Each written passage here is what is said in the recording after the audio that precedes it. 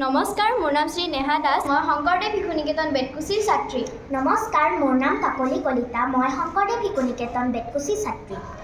চলিত জানুৱাৰী মাহৰ 29, 30 আৰু 31 তাৰিখে সৰুসজাই ষ্টেডিয়ামত হ'বলগীয়া সমুৎকৰ্ষ মহাশিবিৰৰ বাবে আমাৰ নিকেতনত পূৰ্ণ প্ৰস্তুতি চলাই থকা হৈছে। আপোনালোকে ইয়াৰ বাবে প্ৰস্তুতি চলাই আছেনে বাৰু? আহক আমি সকলোৱে মিলি মহা আনন্দেৰে এই মহাশিবিৰত অংশগ্ৰহণ কৰোঁ। নমস্কাৰ।